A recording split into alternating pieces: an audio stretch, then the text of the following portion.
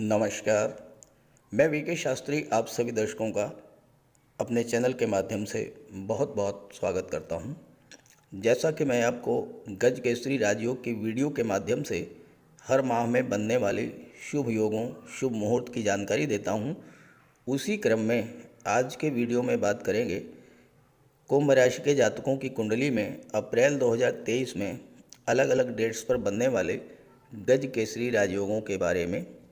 मैं आपको ये भी बताऊंगा कि ये राजयोग आपकी कुंडली में किन किन डेट्स पर और किन किन भावों में बन रहा है, ताकि आप उसी के अनुसार अपनी प्लानिंग कर सकें। पहले ये समझें कि गज केसरी राजयोग कुंडली में कैसे बनता है। देवगुरु बृहस्पति और चंद्रमा की युति या दृष्टि संबंध से गज केसरी राजयोग बनता है। इसके अलावा बुध और शुक्र की दृष्टि पड़ने से भी गज केसरी राजयोग बनता है कुंडली में।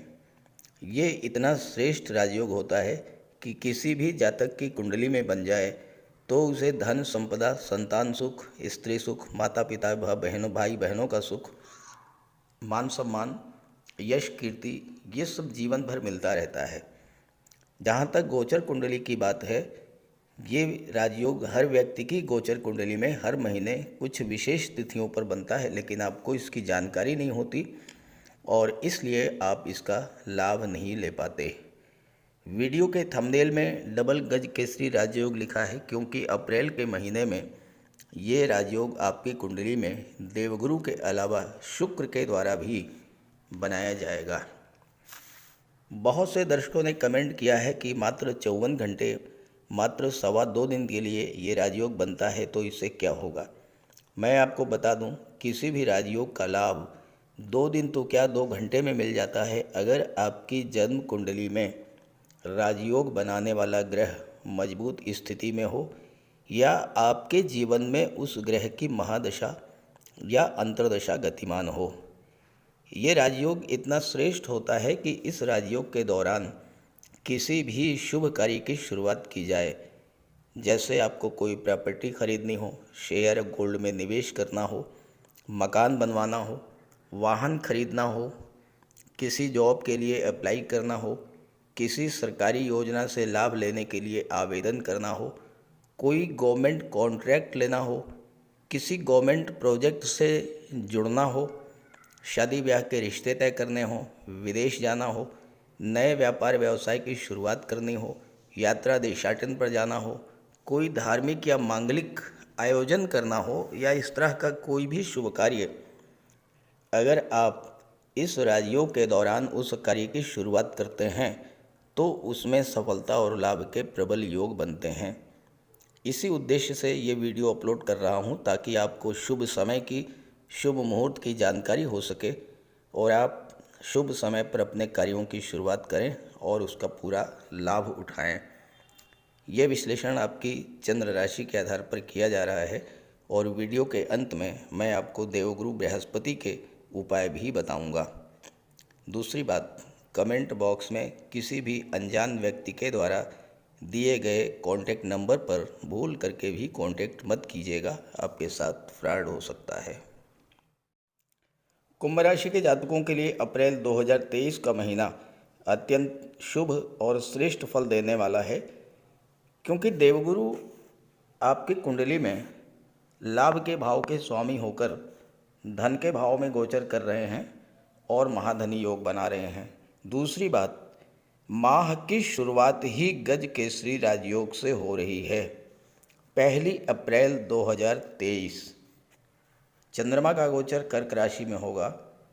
चंद्रमा की दृष्टि, देवगुरु की दृष्टि चंद्रमा पर पड़ेगी और गज केसरी राजयोग बनेगा। हालांकि ये गज केसरी राजयोग 1 अप्रैल को 4:48 तक ही रहेगा, लेकिन 1 अप्रैल की जो तिथि है वो अत्यंत शुभ है, क्योंकि 1 अप्रैल को चैत्र शुक्ल पक्ष एकादशी की तिथि है और भले ही 4 घंटे के लिए सही, लेकिन गज केसरी राजयोग तो बन ही रहा है। इसके बाद चंद्रमा राशि परिवर्तन करेंगे, सिंह राशि में आएंगे और सिंह राशि से राशि परिवर्तन करके चंद्रमा कन्या राशि में आ जाएंगे कुंडली के अष्टम भाव में, और देवगुरु की दृष्टि चंद्रमा पर पड़ेगी। अब अष्टम भाव में गज केसरी राजयोग उतना अधिक प्रभावी नहीं होता है, लेकिन अष्टम भाव का संबंध चंद्रमा से और गुरु से बनने पर उसका प्रभाव तो पड़ेगा। अष्टम भाव क्या होता है?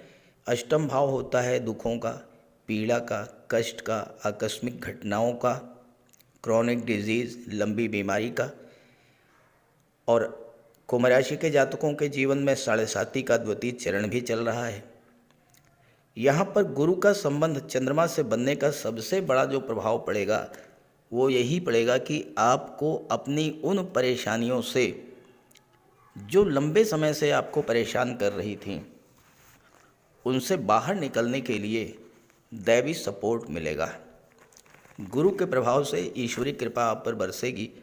कहीं न कहीं से ऐसी मदद आपको मिल जाएगी जिससे कि आप अपनी समस्या से बाहर आ जाएंगे। अष्टम भाव ससुराल पक्ष को शो करता है। हो सकता है इस समय आपको अपने ससुराल पक्ष से भी सहायता मिले। अष्टम भाव इनहेरिटेंस को शो करता है। पैतृक संबंधी संपत्ति संबंधी कोई विवाद सुलझ सकता है और आपको वसीयत या विरासत से संपत्ति प्राप्त हो सकती है।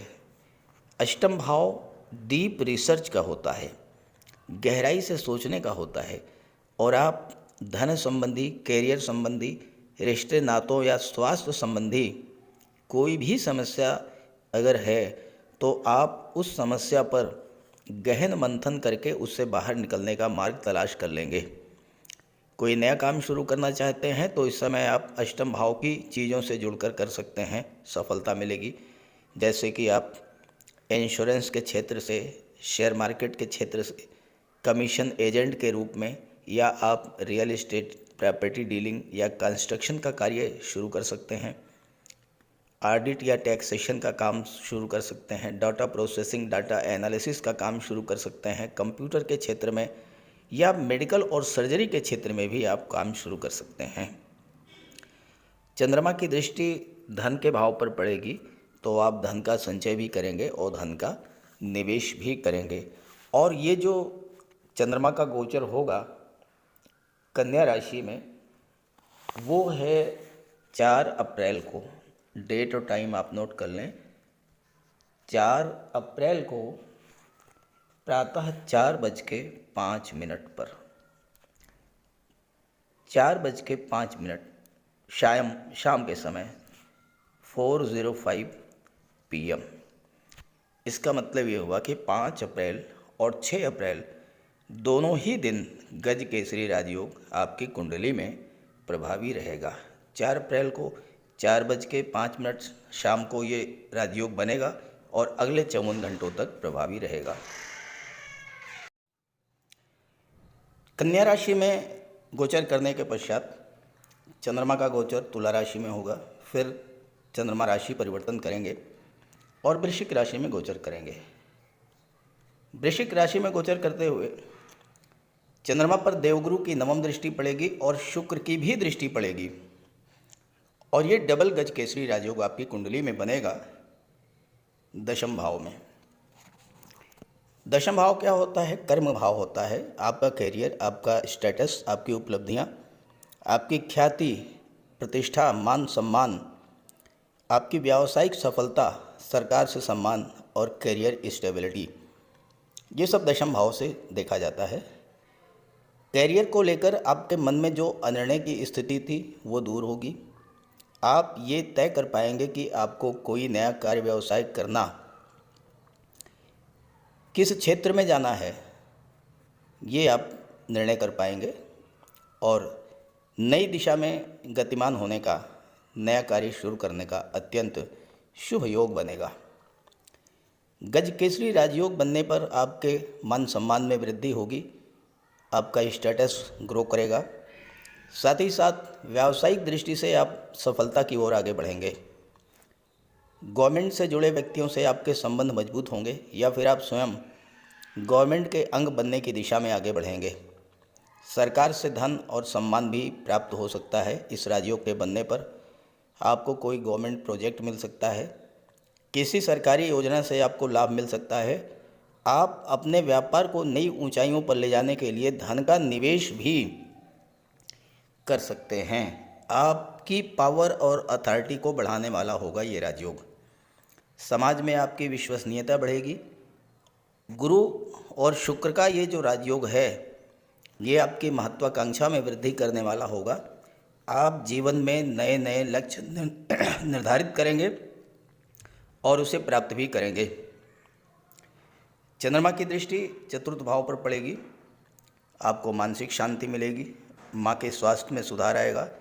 आप कोई प्रॉपर्टी, वाहन या घर की सुख सुविधा को बढ़ाने वाले साधन विक्रय करेंगे, क्योंकि शुक्र इस समय यहाँ पर मालव्य राजयोग का निर्माण कर रहे हैं। और ये डेट है 9 अप्रैल की।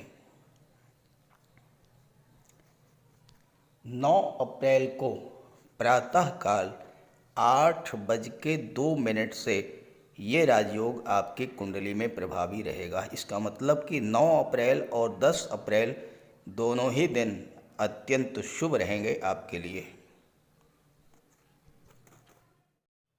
चंद्रमा एक ऐसे ग्रह हैं जो कि 28 दिन में सभी 12 राशियों में गोचर करते हैं। तो चंद्रमा लगातार राशि परिवर्तन करते रहेंगे। वृश्चिक राशि के बाद धनु राशि, मकर राशि, कुंभ राशि, और इसके बाद चंद्रमा का गोचर मीन राशि में होगा। यहाँ पर चंद्रमा और गुरु की युति बनेगी। कुंडली के धन भाव में गज केसरी राजयोग बनेगा। दूसरा भाव धन के संचय, वाणी, परिवार, आपके सस्टेनेंस, आपके सपोर्ट, आपकी आजीविका, आपके फूड और आपके इन्वेस्टमेंट का होता है। गुरु और चंद्रमा की युति बनने पर आपका मन ज़्यादा से ज़्यादा धन संचय की ओर प्रवृत्त होगा। आपका मन शांत रहेगा और शांति से बैठकर आप ये विश्लेषण कर पाएंगे कि किस तरह से फालतू में खर्चों में कटौती की जाए और धन की बचत की जाए। आप धन का निवेश करना चाहते थे लेकिन तय नहीं कर पा रहे थे कि गोल्ड में, शेयर में, प्रॉपर्टी में, एफडी में निवेश करें या किसी अन्य क्षेत्र में। तो अब आप ये तय कर पाएंगे कि आपको कहाँ पर निवेश करने से ज़्यादा लाभ होगा। ये भी संभव है कि इस समय भाग्यवश, चूँकि देवगुरु भाग्य के भी कारक होते हैं, आपको कोई ऐसा फाइनेंशियल एडवाइज़र मिल जाए जो इस कार्य में आपकी मदद करे और आप सही जगह पर निवेश कर पाने में सफल हों। गुरु की दृष्टि जिस भाव पर पड़ती है उस भाव का विस्तार करते हैं, तो आपका विवाह भी हो सकता है और संतान की प्राप्ति भी होती है। चूँकि सेकंड हाउस कुटुंब का होता है, कुटुंब का विस्तार होगा, परिवार का विस्तार होगा, तो इसका सीधा सा अर्थ है कि या तो विवाह होगा किसी सदस्य का या फिर संतान की प्राप्ति होगी।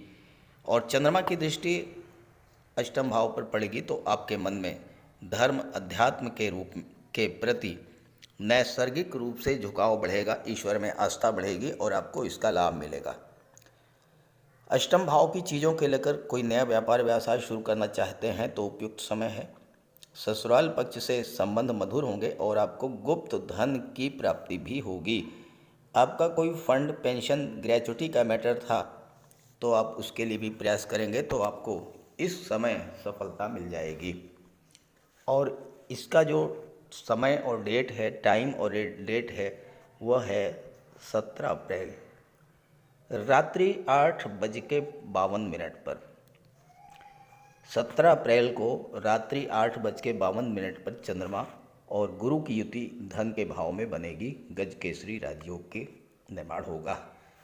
तो इस तरह से 18 और 19 दोनों ही दिन गज केसरी राजयोग आपके कुंडली में प्रभावी रहेगा। 21 अप्रैल को देवगुरु महापरिवर्तन करेंगे। राशि परिवर्तन करके देवगुरु मेष राशि में आ जाएंगे, कुंडली के पराक्रम भाव में।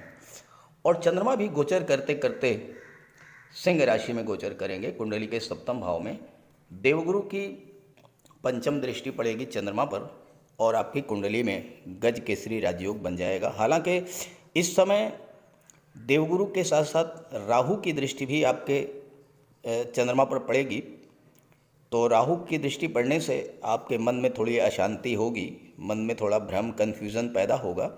लेकिन देवगुरु की दृष्टि पड़ रही है तो आप अपने ज्ञान बुद्धि विवेक से उस भ्रम, कन्फ्यूज़न पर, उस डर पर काबू पा लेंगे। सप्तम भाव वैवाहिक जीवन का होता है, साझेदारी का होता है, प्रॉस्पेरिटी का, सोशल इमेज का, लीगल कॉन्ट्रैक्ट्स का, रिलेशनशिप का होता है। सप्तम भाव में गज केसरी राजयोग बनने पर उत्तम कोटि का विवाह हो सकता है या उत्तम जीवन साथी प्राप्त करने का योग बनता है। विवाह के बाद धन प्राप्ति या भाग्योन्नति का भी योग बनाता है गज केसरी राजयोग। आपकी सोच में जो नेगेटिविटी थी वो समाप्त होगी। जीवन में पॉजिटिव सोच के साथ आप आगे बढ़ेंगे। आपकी डेली इनकम में वृद्धि होगी। व्यावसायिक सफलता और ख़ासकर पार्टनरशिप में व्यापार के लिए यह राजयोग अत्यंत शुभ है। आपकी सोशल इमेज इम्प्रूव होगी।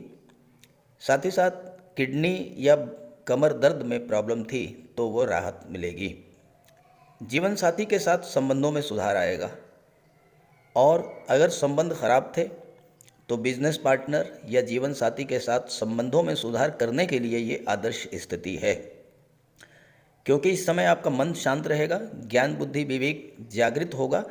आप दूसरे पक्ष की बात भी ध्यान से सुनेंगे, दूसरों की भावनाओं को समझने का प्रयास करेंगे, दूसरों की भावनाओं का सम्मान करेंगे और समस्या सुलझ जाएगी। इस योग के बनने पर आप कोई लीगल कॉन्ट्रैक्ट, कानूनी अनुबंध या व्यापारिक अनुबंध भी कर सकते हैं। रिश्तों में नई ऊष्मा और नई ऊर्जा लाने वाला होगा ये राजयोग और विपरीत लिंगी के प्रति आकर्षण बढ़ेगा। विवाह के रिश्ते भी तय हो सकते हैं।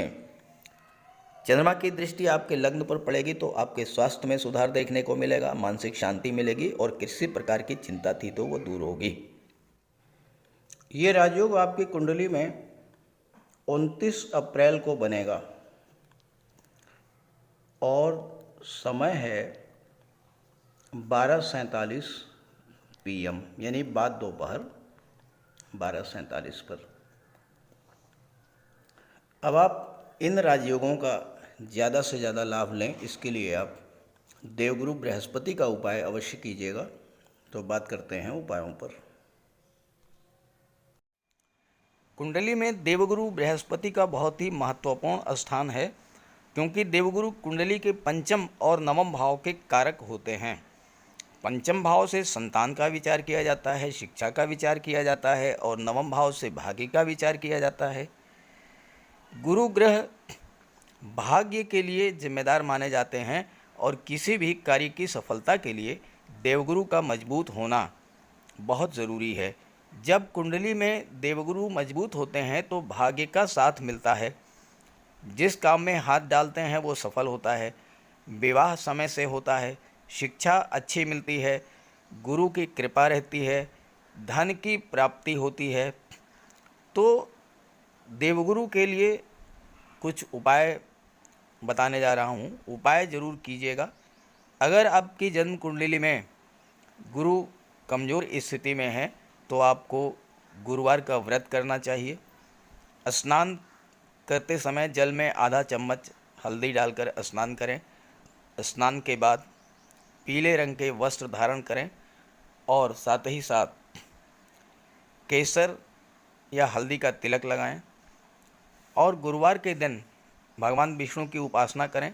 घर में केले का एक वृक्ष लगा लें, उसकी पूजा करें, उसकी सेवा करें।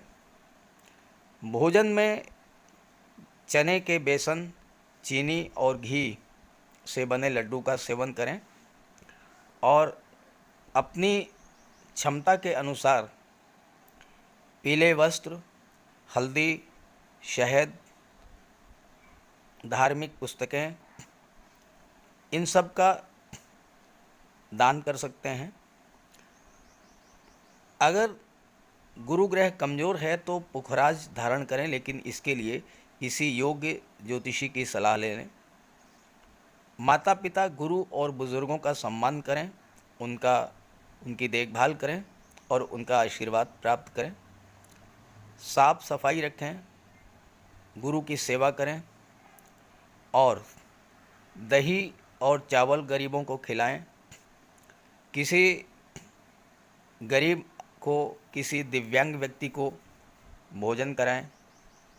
किसी वृद्धाश्रम में जाकर के वृद्धों के साथ कुछ समय बिताएं, उनकी समस्याओं को जानें समझें।